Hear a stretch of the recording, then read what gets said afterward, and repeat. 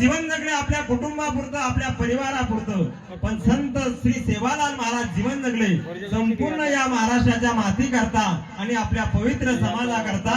म्हणून घराघरात फोटो नाही, चौका चौकामध्ये स्मारक आहे बघा. एवढं पवित्र जीवन तुम्ही आम्ही सुद्धा या भूतलावर आल्यानंतर जगलं पाहिजे. विठाला विठाला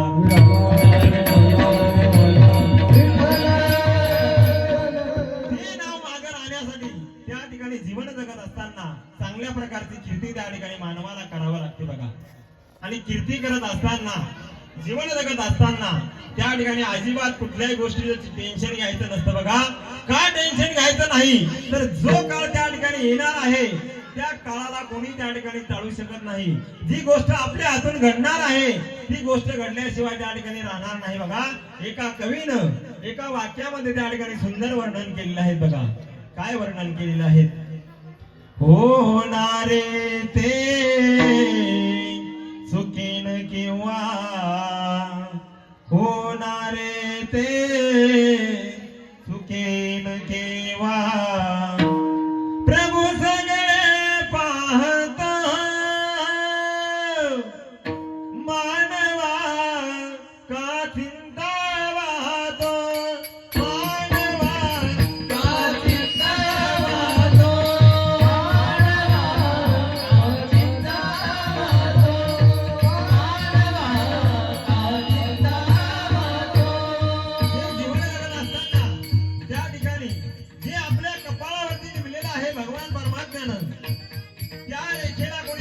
पुसू शकत नाही बघा.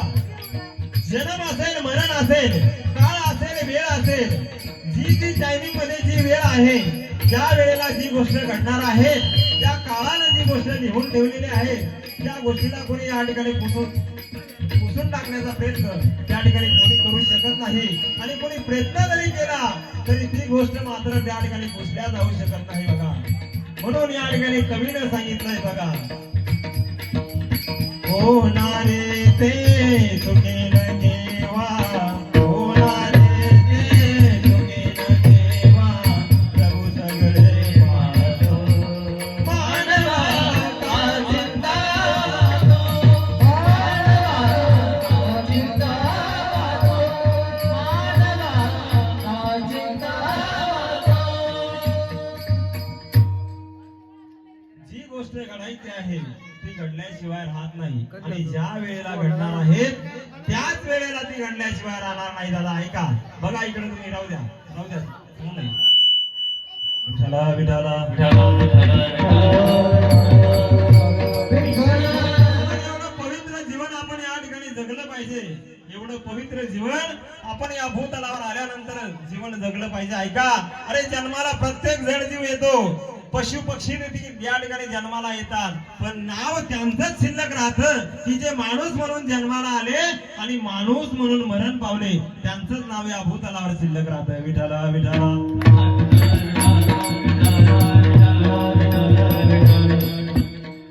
एक साधा आणि सोपं उदाहरण सांगून दे नाही का. या साईडने एक 407 नावाची टेम्पो आहे आणि या साईडने एक फॉर्च्युनर नावाची गाडी उभी आहे. आणि तुम्ही बसलेल्यांपैकी जर सांगितलं तुम्ही कुठल्या गाडीमध्ये प्रवेश करणार, कुठल्या गाडीमध्ये बसणार, तर आपण त्या ठिकाणी सहज सांगतो, महाराज आम्ही फॉर्च्युनर मध्ये बसू शकतो. कोणत्या गाडीमध्ये? फॉर्च्युनर गाडीमध्ये. पण तुम्हाला जिथं जायचंय तिथं जर ती फॉर्च्युनर गाडी जात नसेल तर त्या गाडीमध्ये बसण्याचा काही फायदा होईल? अजिबात होणार नाही महाराज. मग जे 407 नावाचा टेम्पो या साईडने उभा आहे आणि तुम्हाला जिथं जायचं तिथं जर ते टेम्पो जात असेल तर त्या गाडीमध्ये बसण्याचा फायदा आहे बघा. पण बसत असताना सगळ्यांना विनंती करतो, एकदा सर्वांनी जागेवर बसून घ्या, कारण हे कीर्तन आहे बघा. हे कीर्तन आहे, याच्यात विक्षेप करू नका कोणी. सर्वांना विनंती आहे, बसून घ्या जागे.